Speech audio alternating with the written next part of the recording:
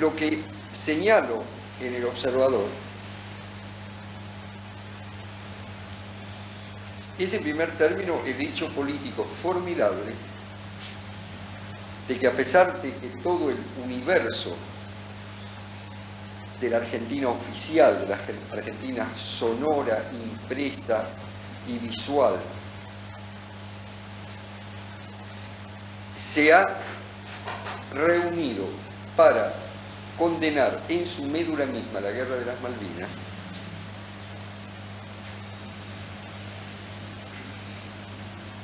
se produce en respuesta a esto,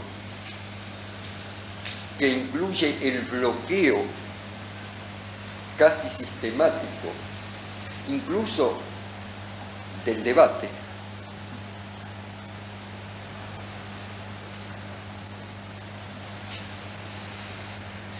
se haya podido producir una movilización que, de acuerdo a todos los testimonios, y eso no ha podido ocultarse, ha reunido alrededor de 20.000 personas, con una gran participación de juventud, y al mismo tiempo con una presencia real muy numerosa de los primeros protagonistas, es decir, de aquellos que convocaron el Centro de Excombatientes, cuya posición, por otra parte, es también otro de los que podríamos llamar milagros de la Argentina contemporánea, moderna, porque el centro ha señalado con toda claridad ciertas líneas fundamentales a despecho de todo el huracán de propaganda imperialista británica y norteamericana, que encuentra en los órganos e instrumentos de difusión y de prestigio de la Argentina oficial, incluido el propio gobierno, su eco y su retransmisor activo en el seno de la sociedad argentina. De modo que parece a primera vista una batalla desesperada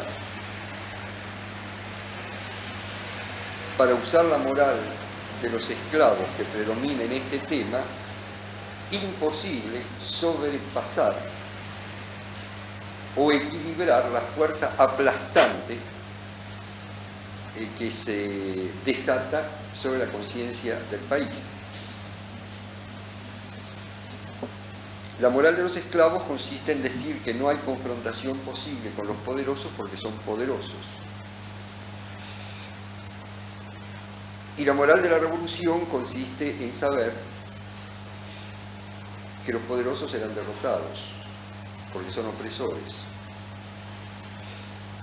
y porque destruyen las condiciones de su propio poder si actuamos en el sentido de la historia. Entonces, ese es un hecho realmente creo que capital, que demuestra que la ruptura histórica generada por la guerra del 2 de abril es inexorablemente irreversible.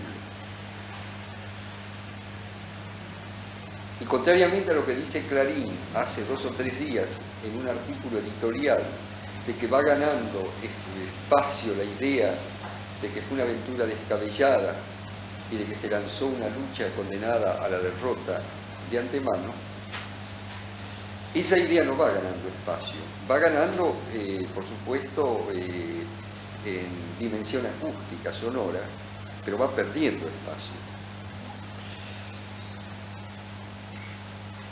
Ahora, el hecho más importante de esta movilización, aparte de la movilización misma, me parece que es que no bien se produce en la tarde de esa mañana en que Alfonsín acude a Luján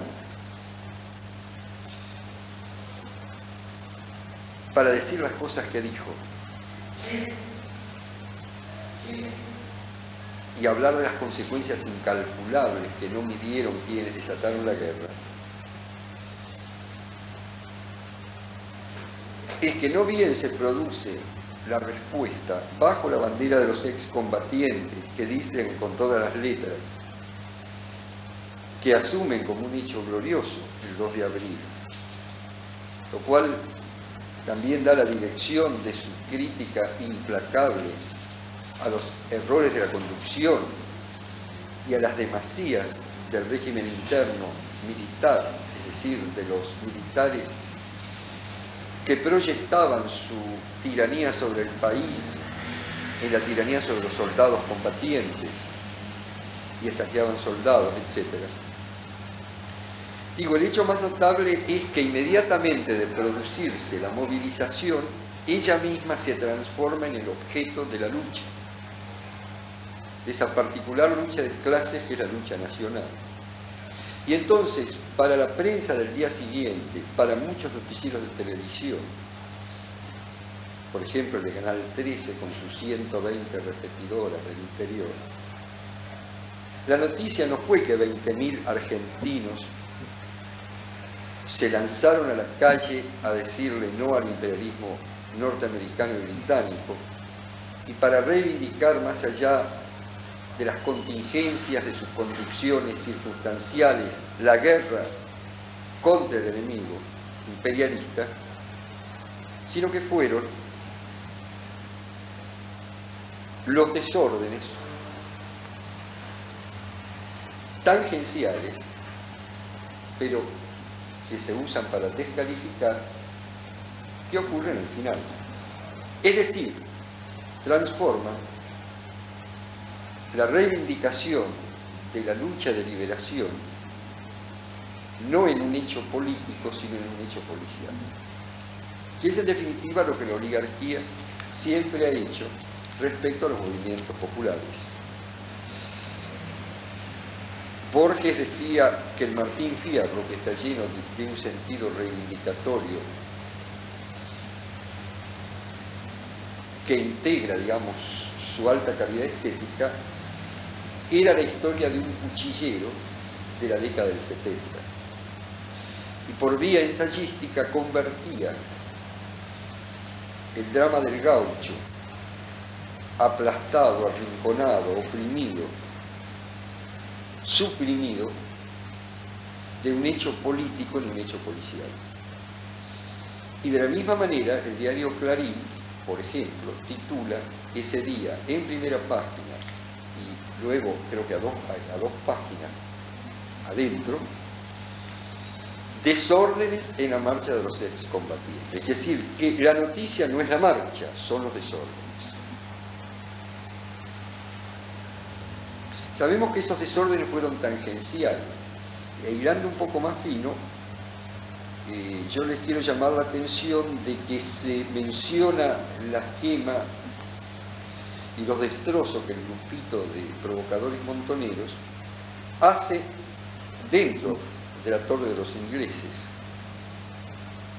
Pero no se hace énfasis sobre otro hecho, si se quiere, violento, pero que tiene una alta justificación política.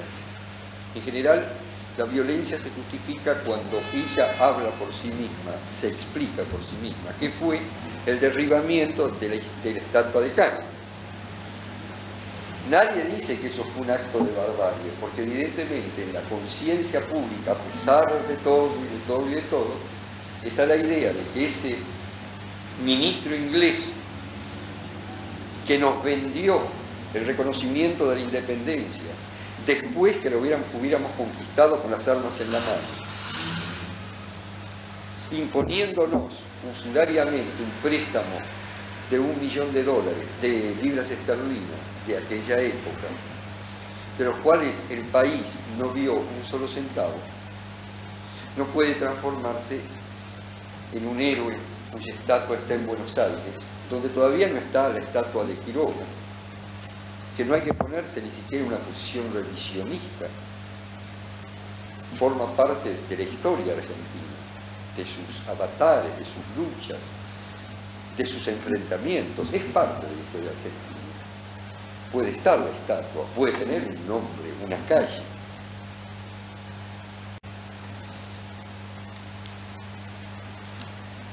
ese acto de depredación,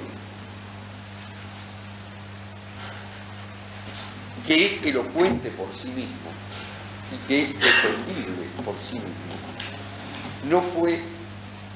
no se hizo énfasis en eso. Se fotografió la torre de los ingleses y se olvidó de decir que el grupito este de lunáticos y de provocadores había sido repudiado públicamente y estruendosamente por el grueso de la manifestación y por los propios excombatientes, y si no se llegó a vías de hecho, que en rigor en un régimen democrático correspondería a la policía, bueno, fue para evitar males mayores, que habrían derivado en nuevas información, nuevos títulos demostrativos del carácter turbulento de esa manifestación. Creo que la manifestación en sí misma ofrece otros puntos de interés, como es la contradicción de las consignas, etc. Aparentemente en algún momento, yo mismo lo escuché, Clarín lo extrae y lo pone con una luz de rayo láser. El grito Galtieri borracho, mataste a los muchachos, que ofrece algunas reflexiones sobre lo contradictorio de la conciencia pública en gestación, inevitablemente contradictorio. Uno puede observar que quien mató a los muchachos fue el imperialismo británico, fueron los soldados de Margaret Thatcher, guiados por el satélite y los apoyos del imperialismo yanqui. Es decir, que perder de vista de que nuestros hombres, nuestros combatientes fueron muertos por el invasor extranjero, es perder de vista muchas cosas. También me hace acordar, sin con eso querer hacer una equiparación entre los personajes, por supuesto, una reflexión de Arturo Jauretche, que en esta lucha, en esta guerra social y nacional, donde se están tironeando las cosas, corre el riesgo de ser acogido en el Olimpo de la entrega nacional como un personaje pintoresco y simpático, y no como lo que fue realmente un pensador orgánico, uno de los pocos pensadores que ha dado la clase política argentina. Digo, esa reflexión de Jauretche, que hablando sobre las injurias que se vertían contra Eva Perón, es decir, sobre su presunta condición de puta, decía: en nuestro país se puede ser vendepatria, lo que no se puede es, real o supuestamente, no observar una moral sexual. En nuestro país se puede ser vendepatria, no se puede ser borracho. Esto dicho un poco en familia, reflexionando sobre los vaivenes de esta segunda batalla por las Malvinas, donde vemos que la Argentina oficial mete preso a quien condujo mal una guerra contra el enemigo extranjero, pero deja sueltos a quienes condujeron bien una guerra contra el propio pueblo y contra el propio país. Porque Videla está suelto. Puede ser que al final lo metan preso. Creo que es mucho más difícil que lo metan preso al presidente, del cual Videla fue comisario de policía, es decir, a Martínez de Oz. Pero fueron los propios generales yalteros los que le dijeron al borracho de Galtieri, que dirigió mal una guerra contra el enemigo real del país, y que se encontró además de sorpresa con que estaba peleando contra el enemigo real del país, que le dijeron a Galtieri que tenía que irse y después lo metieron preso, o lo empezaron a procesar ellos mismos, porque desde los acuerdos de Yalta el país estaba dividido en zonas de influencia. Y nosotros pertenecíamos a la zona de influencia norteamericana, y por lo tanto no era posible enfrentar a los Estados Unidos y a Inglaterra, y que ese era el pecado común. La primera etapa en esta batalla, conducida por Margaret Thatcher, que no está presa, fue, naturalmente, estuvo a cargo de la alta oficialidad de la cúpula militar, que se había visto embarcada en una guerra que rompía con todos los esquemas de su inserción intelectual, práctica, militar, económica y política en la Argentina y en el mundo. Y se hizo bajo la consigna, que no es interpretativa mía, sino que fue difundida como comunicado oficioso a todos los medios de prensa, de que era imprescindible reestructurar o recomponer las relaciones con los Estados Unidos, y que era preciso tener en cuenta que pertenecíamos a Occidente y que debíamos observar lo dispuesto por los famosos acuerdos de Yalta, que a fines de la Segunda Guerra Mundial reunieron las firmas de Roosevelt, de Churchill, de Stalin, determinando, dividiendo el mundo y sus zonas de influencia. Entonces lo que tenemos, la segunda etapa, viene a partir del gobierno democrático, que al margen del respeto institucional que debemos brindarle, en cuanto bueno o malo es el que hemos elegido los argentinos, es un gobierno ideológicamente dominado hasta la médula por el colonialismo ideológico. Es evidente que acá se está procurando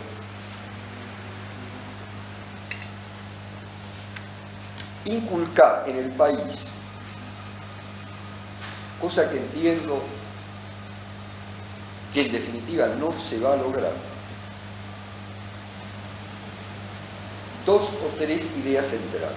Algunos la dicen más abiertamente, otros con un poco más de pudor. La primera idea es la que expone ya en el curso de la guerra una franja que va desde ese movimiento por la patria, la religión, el hogar, etc.,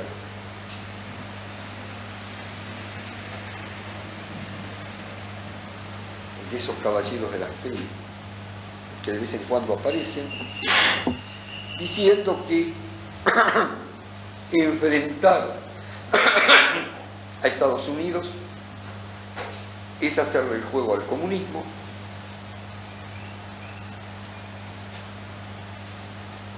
y hacerle el juego al comunismo es ofender a Dios.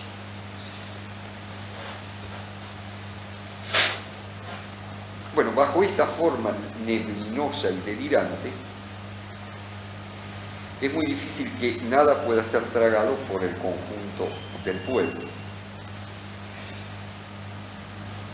De un modo más político, esa misma idea la expone el Movimiento de Integración y Desarrollo,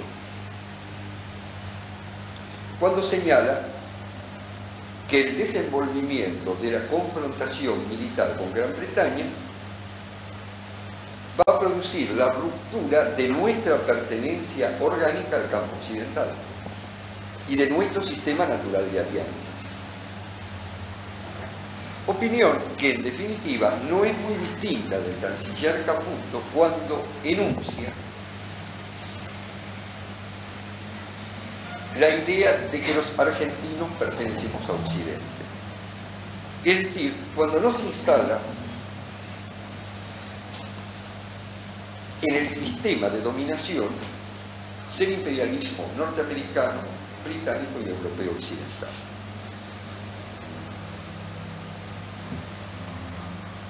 Esta es la primera consigna.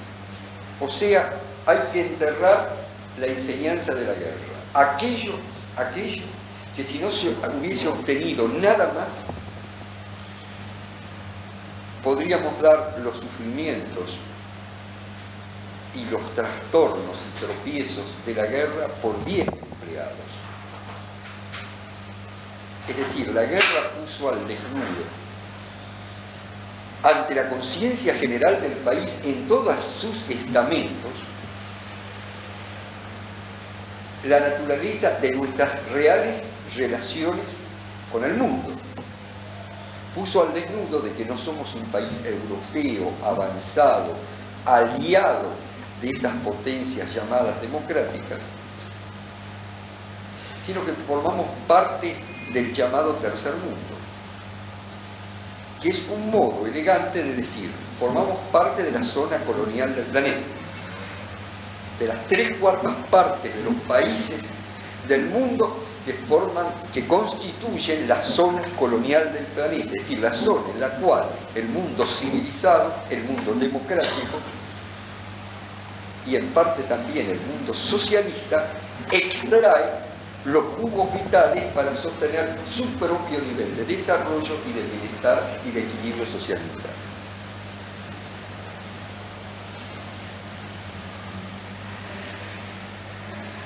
Entonces, esa que es una enseñanza traumática de la guerra, que rompe ese super yo colonial que persiste sobre la conciencia del país, aún en los periodos de gobiernos populares, que siempre en última instancia aparecen como verdaderos intrusos que no logran legitimarse ante la Argentina bien pensante. Desde, se puede decir sin exageración, por lo menos la batalla de Pavón, el triunfo del mitrismo sobre la Confederación y sobre el Partido Militar Federal del Interior en la década del 60 del siglo pasado, durante mucho más de un siglo,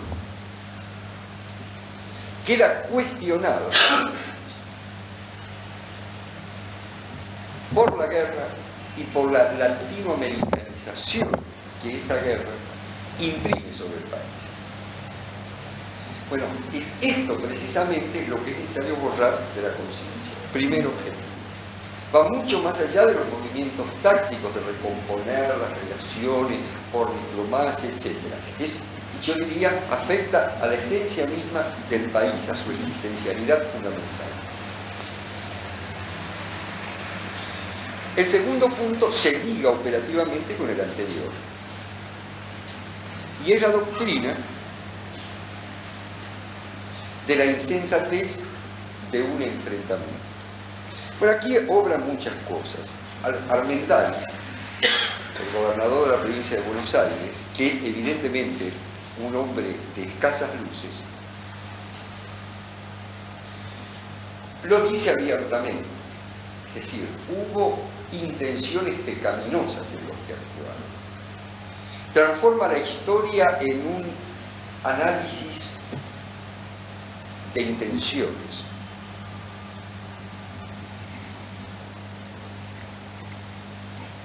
La intención era perpetuarse en el poder, la intención era aliviar la presión interna, porque parece que estos señores que no hicieron nada para moverle el piso a la dictadura militar, que fueron mansos corderos, Muy bien, estos señores creen que por la movilización del 30 de marzo, la dictadura estaba a los tumbos y que en 2 días se resolvió ocupar las Malvinas. A mí, el proyecto de ocupar las islas, por lo menos 5 meses antes. Es decir, que los argentinos comunes podemos habernos sentido sorprendidos por el hecho, pero ellos lo sabían.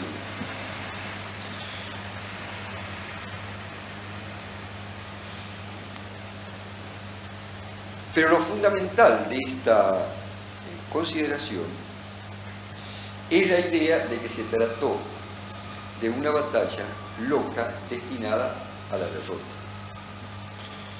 Yo creo que ese punto tiene que ser objeto de una discusión concreta y debe ser enfrentado en la polémica pública.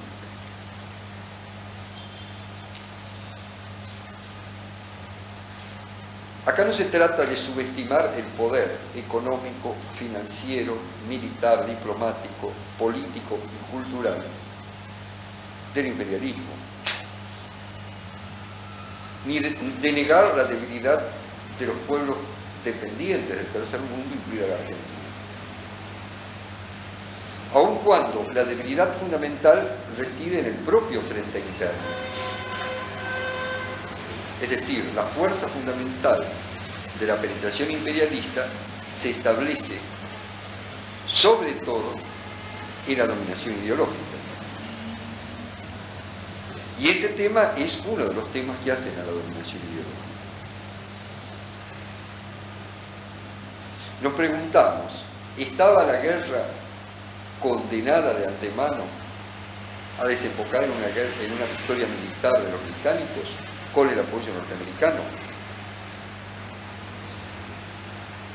Si eso fuera así, el poder anularía la historia. Y nosotros conocemos hartos ejemplos de pueblos débiles que de un modo u otro logran triunfar militar y políticamente, porque en definitiva el triunfo militar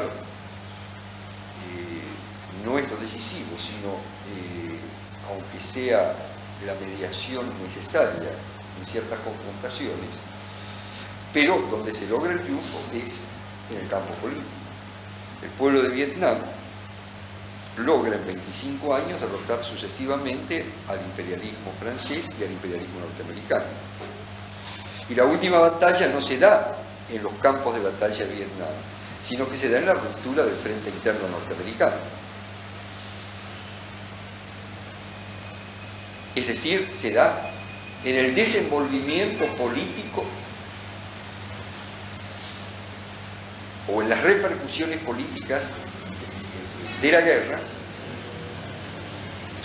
que terminan destruyendo la capacidad operativa que seguía siendo abrumadora de las fuerzas militares norteamericanas. Se puede decir que no cabe hacer equiparaciones mecánicas y la respuesta que nosotros podemos dar al caso concreto argentino es una respuesta doble. Es evidente que con la ideología, con las hipótesis de guerra, con el tipo de armamento utilizado, con los métodos de disciplina interna y la ética de conducción de las fuerzas militares conducidas por los generales del proceso, una guerra de esta naturaleza no podía ganarse. Entonces, la consecuencia que debe sacarse es que es necesario aplicar el análisis crítico no para llegar a la conclusión de que en ningún caso la guerra se podía ganar, sino fundamentalmente para descubrir como enseñanza y experiencia de la guerra cuáles debieron ser las condiciones para un triunfo militar y político. No para que llegáramos a la conclusión de que la Argentina está condenada a someterse a los más poderosos, sino para llegar a la comprensión cómo un país más débil puede derrotar en este o aquel terreno a una coalición de países más fuertes. De manera que en la función crítica nosotros encontramos dos posibilidades: la de devolvernos a la moral del esclavo y la de proyectar de la enseñanza de la guerra una concepción liberadora y revolucionaria.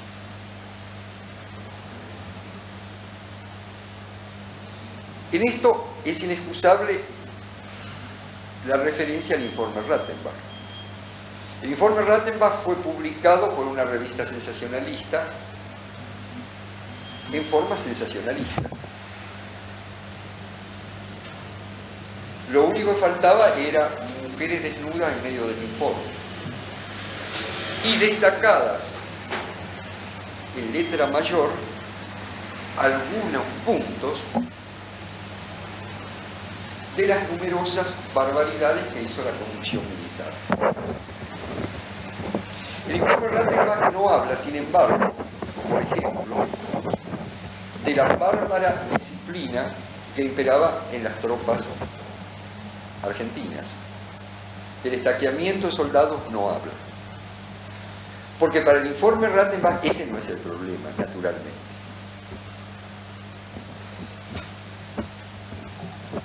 ¿Qué dice en esencia el informe Rattenbach en sus ideas más generales y centrales?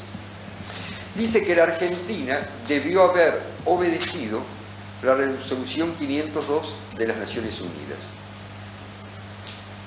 Es decir, da legalidad a una resolución de las Naciones Unidas que, convenientemente codificada, significa lo siguiente: solamente puede romper la paz los países imperialistas, porque no hubo resolución de las Naciones Unidas para el desembarco en Granada, ni hay resolución posible de las Naciones Unidas para la hostilización y preinvasión de Nicaragua, ni siquiera cuando la mayoría, incluso países imperialistas, votan a favor de ella, porque existe el veto norteamericano, no habiendo existido ni el veto ruso, ni digámoslo también el veto chino para la resolución 502. Entonces, el informe Rattenbach comienza por decir que las Fuerzas Armadas Argentinas, según el glorioso general Rattenbach, no pueden hacer un acto de soberanía sobre el territorio nacional argentino. Eso es lo que plantea este general, que será general, pero que no puede ser considerado argentino. ¿Y qué más dice el informe Rattenbach? Concentra todos sus cañones en señalar cómo el comando militar ignoró la desproporción de fuerzas. Es decir, dice, en segundo término, que la Argentina no puede enfrentar a poderes imperialistas porque la magnitud de esos poderes condena de antemano a la derrota. De manera que está bien claro, y no puede causar sorpresa, que el eje de la crítica que el alto mando militar hace a los, a pesar de ellos, heterodoxos que condujeron la guerra, se funda en la ideología de que la Argentina no es un país soberano. No puede ejercer actos de soberanía sobre su territorio, ni puede enfrentar a poderes mayores, cualquiera sea la legitimidad de la causa que invoca. Todo lo demás se ordena en esta síntesis. Toda una serie de errores, barbaridades, inconexiones, etcétera, se ordena en esta síntesis. Y viene a alimentarla, a justificarla. El informe Rattenbach nos dice que las tres ejércitos autónomos, con tres comandantes en jefe feudales soberanos, que constituían la estructura del poder militar argentino, no nació pensando en la patria para defenderla, sino pensando en el pueblo para oprimirlo, porque la independencia de los comandantes en jefe se apuntaba a un solo punto, que era transformar al presidente de la República en una figura decorativa.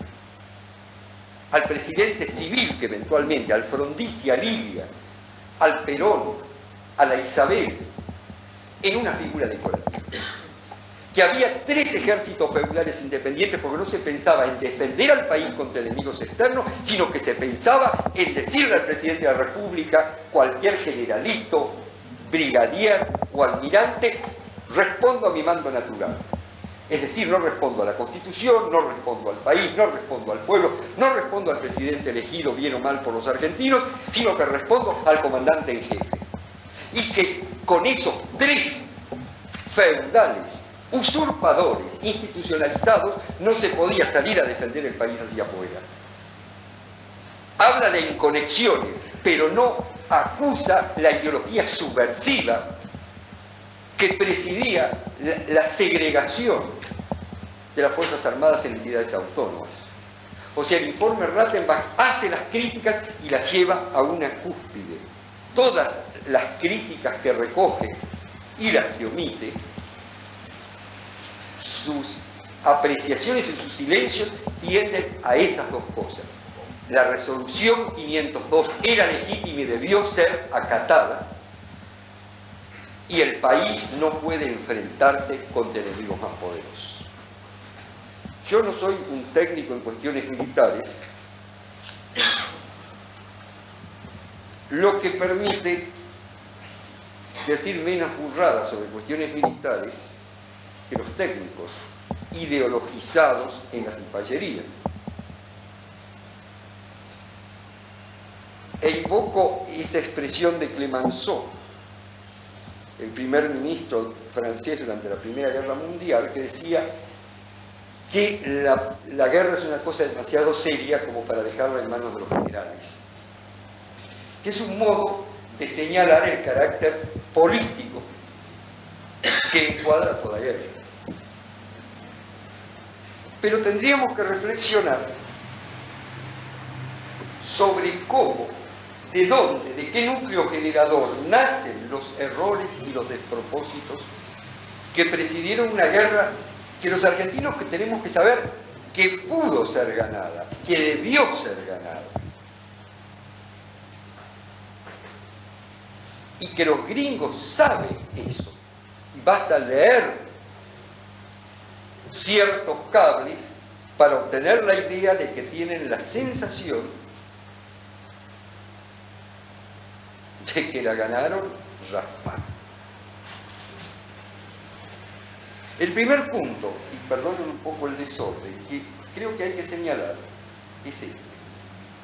Medir la abyección del argentino oficial por el hecho de que no se haya hecho lo elemental en toda comunidad nacional, que es rescatar los nombres y las hazañas de quienes pelearon, y quienes pelearon a veces admirablemente. Se rescata a Maradona. Las páginas de fútbol están encendidas de patriotismo.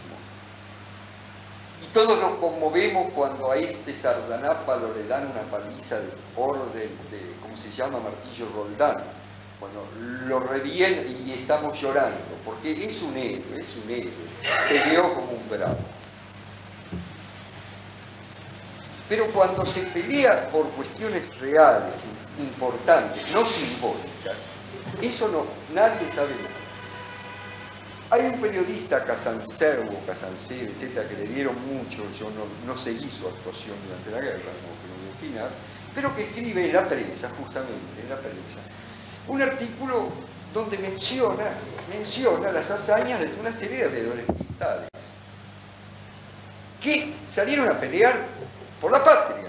En fin, no sé si eso habrá que ruborizarse o decir, bueno, disculpen, ¿no? Salieron a pelear por la patria. E hicieron cosas de locos, que demostraron no solamente gran valor, sino gran ingenio, es decir, la capacidad creadora de una comunidad cuando se pone a inventar cosas que no están en los manuales ni en la fría descripción de los poderes de unos y otros, pero que van creando bajo el impulso de una profunda convicción nacional. Nada más y nada menos que eso. ¿Qué harían los yanquis ante una hazaña como esta? Un submarino que atraviesa, no nuclear, que atraviesa las defensas sofisticadas de la flota enemiga, se pone a tiro del Invencible y lo torpedea. Y luego sale, y después de 70 horas de persecución, llega a aguas seguras. Harían una serie de televisión, harían algo, dirían, miren, esto es además entretenido, se puede vender porque hay mucho suspenso.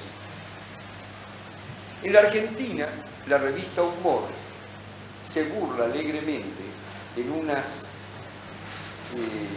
¿cómo se llama?, estampillas que inventa, y una de las estampillas es celebratoria del hundimiento del Invencible, que fue realmente torpedeado, y se ríen. Los torpedos no estallaron. Entonces, esos dos hechos son los que deben integrarse. ¿Por qué no estallaron los torpedos? Entre otras cosas porque los importamos. Entre otras cosas, y en segundo lugar, porque los torpedos no eran necesarios para matar a presos políticos, indefensos. Entonces, la picana eléctrica, ¿cómo se llama?, los alambres para agarrarles las manos, todo eso estaba. Pero los torpedos, vigilar si no se había humedecido la pólvora, etc.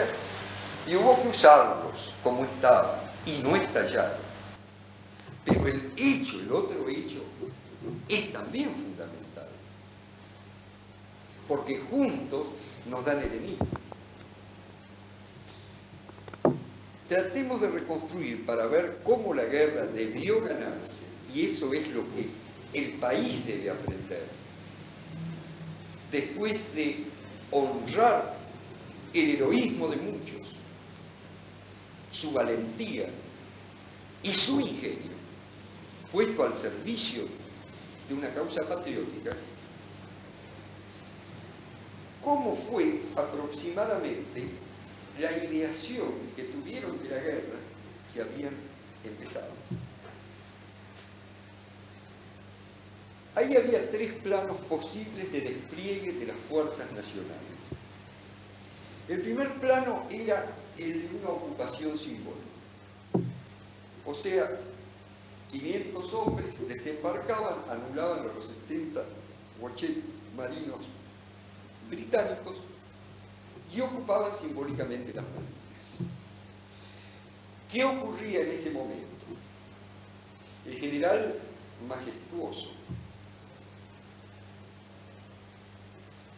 había movido los hilos de acuerdo a la ideología impresa en su débil cabeza, que no era más débil que la de todos los otros, que los tres primeros, 3 segundos y 3 cuartos comandantes que formaron las juntas militares. Y dijo, bueno, vamos acá y se va a crear una situación conflictiva con los británicos que, en fin de cuentas, son nuestros socios, nuestros parientes, que va a resolver el amigo mayor, Estados Unidos. Y entonces, como este asunto, y acá hay algo a rescatar, este asunto de las Malvinas no se va a resolver por negociaciones, porque estas son negociaciones como si una comisión interna va a hablar con el patrón y le dice, nosotros solamente queremos negociar, huelga no, no vamos a hacer nunca, quédese tranquilo, huelga no va a haber. El patrón nunca va a dar un centavo, evidentemente. Si la comisión interna le garantiza que no va a haber huelga porque es un hecho desdoroso, además que el patrón es muy poderoso, no se puede enfrentar, no, entonces el patrón los va a recibir, le va a dar café, va a conversar, etcétera, y nunca va a dar un centavo. Entonces vamos a crear un hecho. Este hecho va a producir una conmoción. Finalmente va a venir Estados Unidos y decir, bueno, todos somos amigos, somos aliados, concepto fundamental. Argentina aliada de los países de Occidente, más chiquita, otros más grandes, pero aliados. Y Estados Unidos decir, bueno, ustedes tomen esto, que Inglaterra se quede con esto otro, y bueno, yo me quedo también con algo. Y el general majestuoso, que ya había mandado asesinos a Nicaragua, etc., iba a decir, bueno, tomen, y dividíamos por tercio. Antes no teníamos nada, ahora tenemos un tercio. Esa es un poco la idea. Entonces ponen 500 hombres en una ocupación simbólica. Ahora, a partir de ese momento se precipitan los acontecimientos. El mayordomo negro, que es un esclavo, en excelentes relaciones con el amo, habla pestes de la tía del amo, que es una mujer insufrible, y uno y otro intercambian figuritas sobre lo imbécil, insufrible, etcétera, que es la tía. Hasta el momento en que el mayordomo se considera un pariente del amo y le hace un desplante a la tía. En ese momento el mayordomo le dan una patada y lo mandan a la choza a cargar y cortar algodón. Porque una cosa es que la tía sea una reverenda estúpida que no la aguanta nadie, y otra cosa es que un esclavo mancille o le falta el respeto a un miembro de la clase dominante. Y como el mayordomo no tiene conciencia de clase, pero el amo sí tiene conciencia de clase, sabe que al tocar a la tía insufrible lo están tocando potencialmente a él.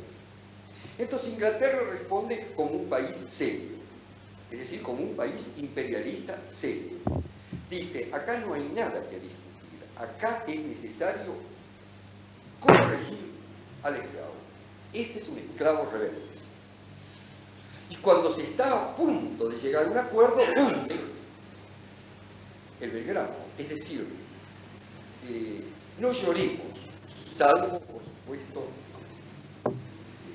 el dolor de las víctimas. Actuaron en serio, nosotros tenemos que aprender de ellos. Es decir, actuaron siguiendo su ley.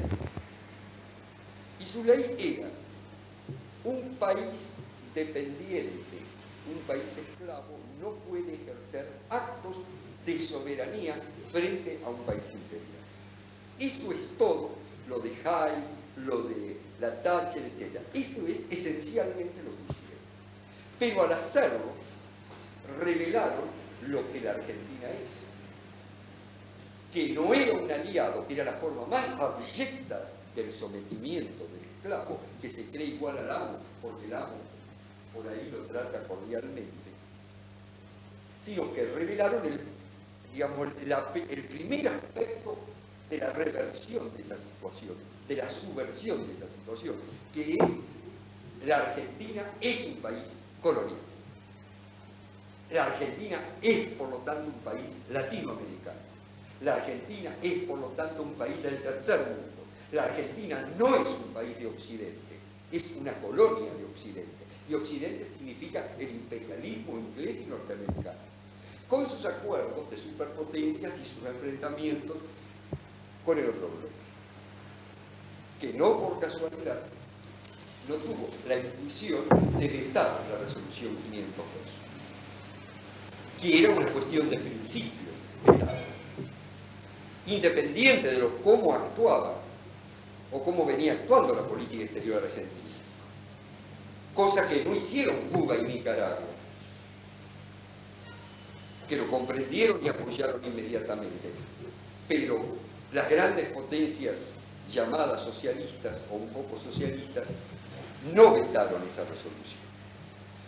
Entonces, ante esa situación viene el segundo paso: transformar la ocupación simbólica en una ocupación militar. ¿Para qué? Para pasar a un operativo de disuasión. Se dijo, si ponemos 9.000 hombres, los ingleses no se van a venir con todo. Es una locura por unas islas insignificantes con 1.800 kelper ahí, etc. Pero hay una desproporción monstruosa. Pero los ingleses, si son serios, vinieron con todo. Entonces, si nosotros vemos dónde está la primera raíz de la derrota, está en el no dimensionamiento militar de la guerra por un error de concepción política, cosa que no nos puede engañar, asombrar, porque en definitiva los militares argentinos creían que venían de otra guerra. Todavía este nabo de Benjamín Menéndez, ¿no?, el héroe de Puerto Argentino, dice: yo que he estado en 2 guerras y he sido general victorioso en la primera. No sabe lo que es una guerra. Ha estado en una carnicera operación de policía y cree que era una guerra. No sabe lo que es una guerra. Es como si un médico no sabe lo que es un microbio, quiere agarrar y salvarlo a alguien de la lepra o de la tuberculosis. Muy bien, de modo que no es asombroso. Entonces, operaron de manera tal que creyeron que a nivel de disuasión iban a conseguir resolver el problema, más duramente, o sea que la cosa iba a quedar con Inglaterra. Ahora, ¿qué habría ocurrido si hubieran previsto, de acuerdo a una concepción, lo que iba necesariamente a suceder? Bueno, en ese caso, posiblemente, se habría mandado la flota antes de la apertura de las hostilidades a operar desde Puerto Argentino y el canal San Carlos, el estrecho San Carlos divisorio. No se habría mandado a último momento al general Belgrano, que tenía por ser un navío antiguo, un gran poder de fuego. Se habría puesto al general Belgrano con su poder de fuego en la bahía de Puerto Argentino. La revista de la Fuerza Aérea denuncia hace unos meses que quedó en Campo de Mayo una pista, ¿cómo se llama?, de aluminio, enrolladita. Es decir, no se previó que el grupo combatiente central de la Fuerza Aérea tenía que haberse establecido en Malvinas. Y la misma revista dice, debido a eso, los ingleses pudieron colocar una costa artificial a 100 kilómetros o a 100 millas de las Islas Malvinas y obtuvieron sobre la Fuerza Aérea Argentina superioridad táctica, porque los aviones argentinos solamente podían operar minutos y tenían que volver a sus bases. Esto no está inscrito en el análisis de qué potencial tiene este país y qué potencial tiene este otro, sino un análisis político de la guerra. Si hubieran sabido que esa era una guerra en que iba a haber que combatir, habrían puesto el grueso de la aviación sobre las Malvinas y entonces le habrían hecho polvo cualquier tentativa de aproximación. Aún así les hicieron polvo varias tentativas. Tercera cuestión, es concebible que ya pasada bastante la época de los incas, ustedes saben que las tribus o las naciones precolombinas, aún las más avanzadas, ignoraban la existencia de la rueda. No tenían la rueda. Entonces tenían que, y tampoco tenían ganado mayor, tenían que poner sobre las llamas y las vicuñas, que son animalitos muy mimosos que no alcanzan, y cargar directamente. Es concebible que los soldados argentinos tuvieran que cargar durante 8 horas para ir al frente bolsas de 50 kilos de papa para llevar las provisiones al frente. Durante nuestras guerras civiles se inventó la infantería de a caballo. Es decir, las grandes distancias impedían que los infantes las recorrieran. Entonces hacían el trayecto a caballo y cuando había que combatir, desmontaban. No digo que se llevaran jeeps con oruga por el terreno blando, no digo que se llevaran helicópteros, no se llevaron ni caballos para hacer así y hacer en 2 horas 30 kilómetros, había que caminarlos y cargar las cosas. Claro, nosotros éramos también sonsos, leíamos y decíamos, yo me convencí, porque yo era sonso, no sé si a lo mejor a ustedes no me pasó lo mismo, pero que para defender una isla la proporción es 1 hombre contra 5 atacantes. Claro, eso es en Francia, en lugares poblados, en lugares donde hay caminos, en lugares donde hay población. Aquí era al revés. Se necesitaba asegurar la más mínima movilidad. Para atacar la primera cabeza de puente, tendrían que haberse agarrado todos los helicópteros disponibles, los caballos, usar jeeps o cualquier otra cuestión ligera con oruga y darle movilidad a esas tropas. Entonces, creo que no se necesita ser militar, ni técnico, ni haber estudiado el arte de la guerra para entender por sentido común que todo eso no se hizo porque se supuso que no iba a haber desembarco británico, que no iba a haber que pelear. Y se supuso que no iba a haber que pelear porque se supuso que íbamos a recibir el trato de aliados, no el trato de vasallos relegados. Por supuesto, no necesito extenderme sobre el hecho de que rebosaba Puerto Argentino de medios, de comestibles, etcétera, que no llegaban al frente de batalla. Y lo que eso significa en cuanto a definir la relación entre un cuerpo de oficiales que actúa como policía del país y el cuerpo de tropas. Es decir, que vive, por supuesto, ha habido muchas excepciones, pero que vive institucionalmente su situación como privilegio y que considera a los soldaditos combatientes y a los suboficiales incluso como cosas. La profunda corrupción,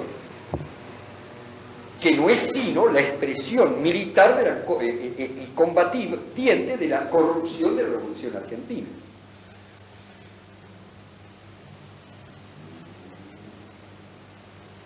Un alto oficial naval, cuyo nombre no recuerdo, pero que estuvo en el comando operativo, se lamentaba de que por un lado se ignoraran hazañas como el torpedeamiento del Invencible y por otro lado se hiciera la laca sobre el estaqueamiento de soldados. Yo creo que este señor en lo primero tiene toda la razón y en lo segundo no tiene absolutamente razón, porque un ejército que estaquea soldados, es decir, seres humanos de carne y hueso que a lo mejor 15 minutos después van a estar tiroteándose y muriendo, no puede ganar una batalla, salvo contra otro ejército que también estaquee soldados.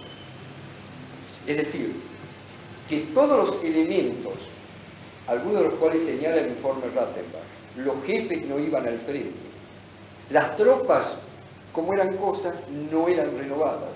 Los que estaban en la retaguardia se quedaban en la retaguardia y los que estaban en el frente se clavaban semanas enteras en el frente. Es decir, todo este conjunto de modos de conducción se ligan, por supuesto, con el carácter reaccionario que asume la oficialidad bajo la ideología colonial de la seguridad nacional. Bueno, esto que señalo en forma esquemática, que podría añadirse la falta de previsión de haber cargado de cuanto pertrecho podía señalarse la flota mercante argentina y desembarcar antes del bloqueo la mayor cantidad de pertrechos, combustibles, etc. El disparate político de haber mandado las tropas de élite a la frontera con Chile, en lugar de haberlas mandado a pelear en Malvinas, con el argumento de que nos iban a dar la puñalada por atrás, y olvidando que la movilización nacional y el buen soldado de infantería, que es la base de todo ejército, especialmente de un país dependiente, hubiera destruido, en la hipótesis de una invasión de las tropas de Pinochet, hubiera destruido, derrotado y aplastado a las tropas de Pinochet. Que para eso no necesitábamos tropas de élite. Y no digo esto para imputar que se hayan mandado soldaditos pobres, pobrecitos, etc. Y que vayan a pelear los profesionales. No. Simplemente para señalar que grupos de soldados entrenados, especializados y profesionales, rápidamente insertados en el ejército de ciudadanos, rápidamente dan una cohesión militar y una capacidad combativa a los reclutas, que se convierten en grandes, en semanas o en días, se convierten en combatientes. Depende de que haya una conciencia política nacional que anime el conjunto.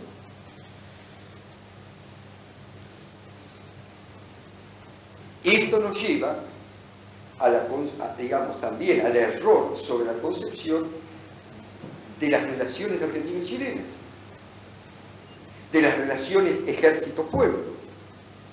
O sea, cualquier aspecto que nosotros analicemos nos lleva, sin forzar el razonamiento, de un modo natural y a través de nexos concretos, al hecho de que todos los errores derivan de una concepción y una práctica colonialista.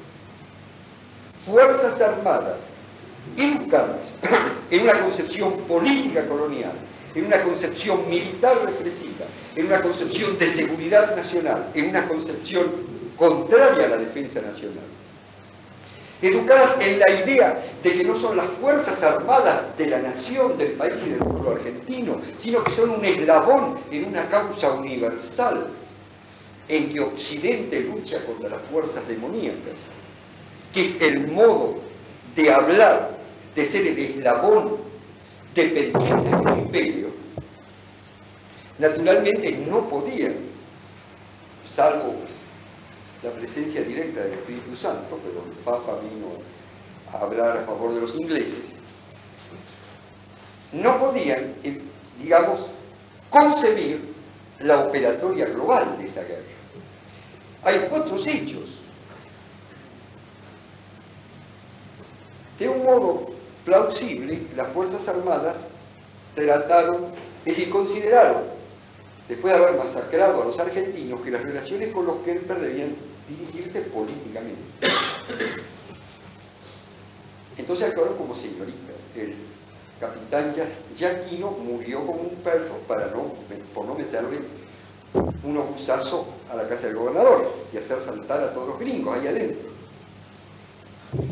Yo creo que es un hecho ponderable, es decir, de pronto los orangutanes comienzan a vislumbrar la existencia de ideas generales, de la posibilidad de un lenguaje articulado, etc. Pero evidentemente un orangután no puede escribir el Quijote, quiero decir,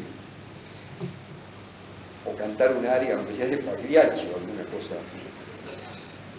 Entonces, omitieron considerar un pequeño hecho, que para intentar ganar la voluntad de los Kemper, cosa bastante difícil, pero para intentar ganarla, era necesario destruir a la Compañía de las Islas Falkland, que sintetiza en su trato con Malvinas el trato general del imperialismo británico y norteamericano con el tercer mundo.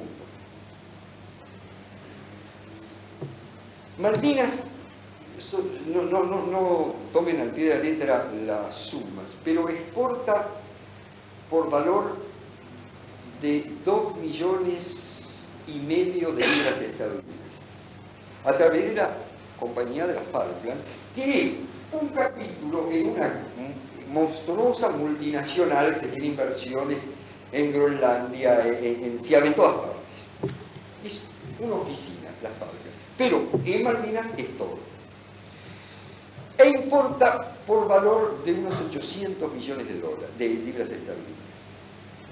Es decir, tiene 1.400 millones de balanza comercial favorable, 2/3 partes de sus exportaciones son superávit de la balanza comercial. Ustedes imaginen que esa empresa monopólica, asentada ahí, chupa las 2/3, como ganancias que se valen y no se reinvierten, las 2/3 partes de las exportaciones. En unas islas que lo único que hacen, lo que producen es para exportar, además. Las islas mismas están en manos de un grupo terrateniente ausentista. Es decir, los dos elementos, la economía dependiente manejado por un monopolio multinacional, el monocultivo basado en una clase o clasecita terrateniente, que son las características de la estructura semicolonial argentina, una vez que le sacamos los otros elementos, el esqueleto, digamos, se dan en Malvinas. Entonces, parecería que habría que romper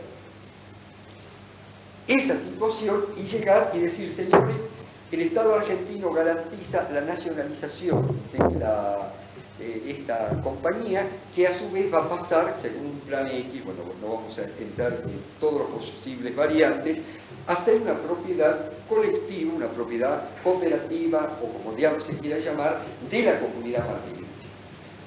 Y solamente van a poder ser propietarios de tierras en las Malvinas quienes vivan y produzcan leche. Todo terrateniente ausentista queda expropiado y se abre un registro para entregar tierras a la explotación, por ejemplo.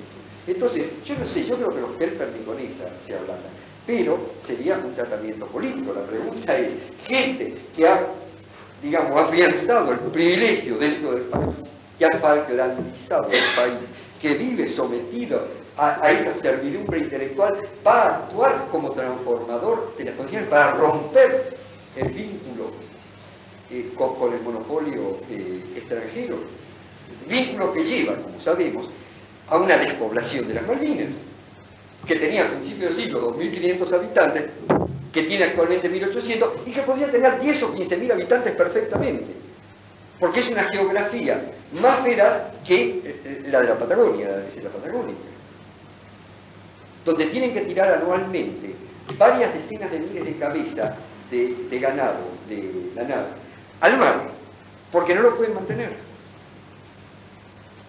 Aproximadamente 300.000 lanares tienen. 300.000 lanares. Y dan de vivir a 2.000 personas.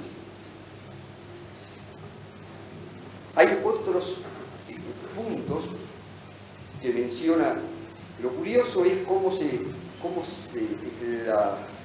la conciencia nacional avanza fragmentadamente por distintos andamiajes. Nada menos que el señor Schoenfeld señala con mucha, en la prensa hace unos meses, con mucha inteligencia, con más inteligencia que todos los columnistas de Clarín sumados, y que el señor Caputo, que es inexplicable que no se haya atacado el punto más débil del despliegue militar británico, que eran los grandes cargueros que traían la tropa. Si se pudo llegar a torpedear el Invencible, es muy difícil pensar en la imposibilidad o la dificultad de haber torpedeado a esos grandes cargueros transatlánticos que traían 5 o 10.000 hombres adentro, que un lindo torpedo ahí habría producido una conmoción universal y habría movilizado a la sociedad británica, porque hay dos cosas que pueden movilizar a la sociedad británica contra las aventuras imperiales. Una, cuando empiezan a llegarle los cajones o los telegramas de sus muertos a ellos. Entonces el patriotismo se empieza, imperialista y chauvinista, se empieza a moderar. Y segunda, cuando empiezan a tocarles sus dólares o sus libras.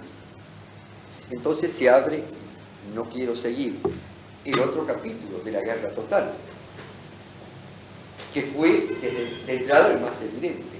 Es decir, si Argentina decía, queda abolida la deuda con Gran Bretaña, se expropia la deuda con Gran Bretaña como enemigo de guerra. A lo mejor habría que haber buscado alguna ley inglesa para ver qué hicieron los ingleses con la deuda con Alemania, si es que había deuda con Hitler, a ver si le iban a Suecia a pagarle la deuda a Hitler durante la guerra. O sea, repetir la táctica de Rosas. Rosas le dijo, sí señores, vamos a hablar sobre la deuda, ¿cuándo? Y el empréstito Beiring que se venía arrastrando, cuando ustedes se vayan. Y entonces los banqueros ingleses le empezaron a decir a los aventureros de las cámaras y del gabinete, si no, paren la mano, querido, si no cobramos. O sea, pasar a la incautación, la expropiación, el desconocimiento de la deuda y advertirle a los aliados que nosotros estábamos considerando toda la deuda externa.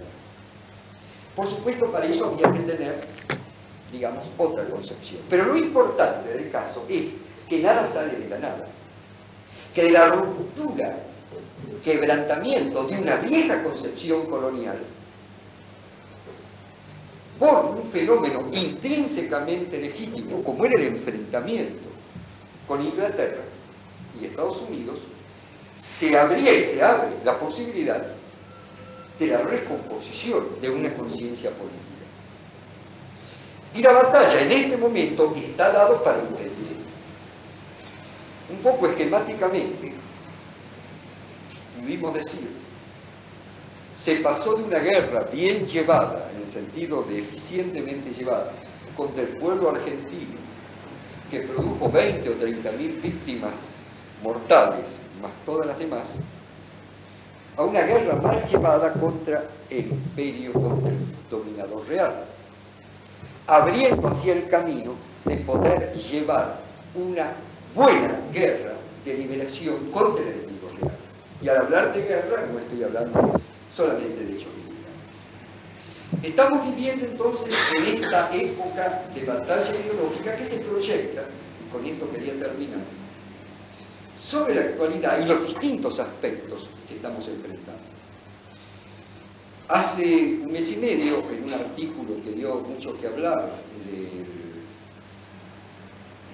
ámbito financiero, órgano de la patria financiera, se denunciaba o se anticipaba que podía existir el proyecto de no pagar la deuda externa, de declarar la moratoria. Yo estaba en ese momento en Uruguay y leo en el diario El País de Montevideo, diario creo que más reptil que la prensa o La Razón,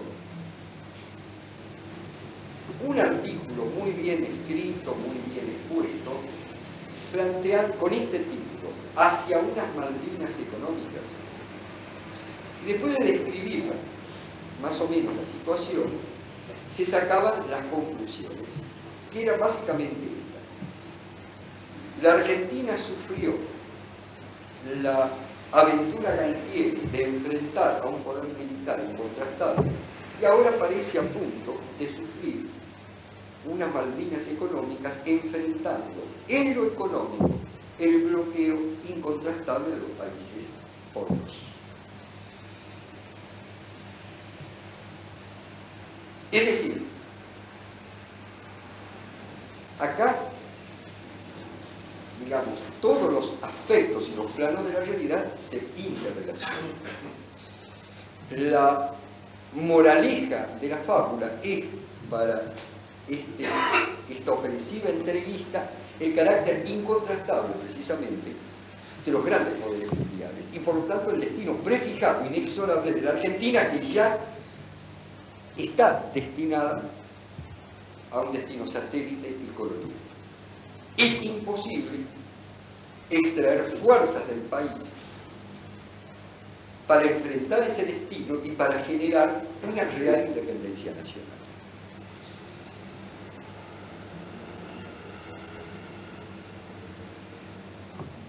Esta concepción tiene siempre dos formas de presentarse. Una forma abierta, que posiblemente y seguramente obtiene el rechazo, y formas encubiertas, indirectas, a veces con cierto aire progresista, pero donde, escarbando un poco, uno encuentra de una u otra manera, digamos, el planteo del derrotismo. Por eso, volviendo al principio, un hecho que es tan alentador, a pesar de su incipiencia ideológica, a pesar de lo contradictorio de las consignas, todo eso, pero la vida es así, la vida no se da como modelo puro, ni mucho menos. Pero un hecho que centralmente es que ante la convocatoria de un grupo dotado de excombatientes de alta intrepidez política, de una maduración sorprendente, que asume la guerra como gesta nacional, que exige explicaciones y una crítica implacable a todos los desvaríos de su conducción, que frente a la tentativa de suprimir el servicio militar obligatorio, es decir, frente a la tentativa de los que, ostentando cierto aire de rebelión, dicen en definitiva, solamente puede haber guerreros de países imperialistas. Los argentinos no tenemos derecho a defender nuestro país. Dicen sí al servicio militar, como deber y derecho. Dicen sí a un servicio militar democráticamente organizado. Y a la respuesta de muchos miles de argentinos se produce la reacción, digamos que a su manera honra esa movilización, de la prensa, entre Vitis y Falla. Entonces, claro, la primera reacción es decir, bueno, bajar los brazos, y por acá nada sale bien. Resulta que 20.000 se reúnen, hacen una gran manifestación, y se producen ciertos incidentes totalmente tangenciales, de gente que es repudiada ahí mismo, y esto, en lo que van a leer 500.000, 1 millón, 2 millones de personas, es un hecho policial. Estos tipos controlan todo. Yo creo que no, porque la verdad se abre paso. Están a la defensiva. Tienen que empezar por deformar un hecho que no pueden ocultar. Y es que no es cierto que la mayoría del país se encolumne detrás de Silo. No es cierto. Que hay un gran sector, no sé si mayoritario o minoritario, pero que es indestructible. Y que si no es mayoritario lo va a ser, a lo mejor ya lo es. Un gran sector profundo del país, pero que además divide el país de arriba abajo, va desde los sectores más profundos, los que no vacilan, hasta sectores de cúpula, respecto a los cuales hay que dar también la batalla política, porque hay que ayudar al núcleo también indestructible de la entrega, para los cuales esta experiencia es una experiencia en plena digestión, en pleno proceso, y en definitiva va a depender de lo que vayamos haciendo en la clarificación, en la discusión política de estas cuestiones, y en llevarnos, digamos, a acciones tales como la la del 2 de abril último, del lunes pasado, que demuestra que ese golpe, ese choque que ha dejado muertos, ha dejado sangre, ha dejado la huella indeleble, armado con el imperialismo inglés y norteamericano, apoyado por los otros, bueno, es algo irreversible. No mecánicamente, depende de la lucha que todos vayamos desarrollando.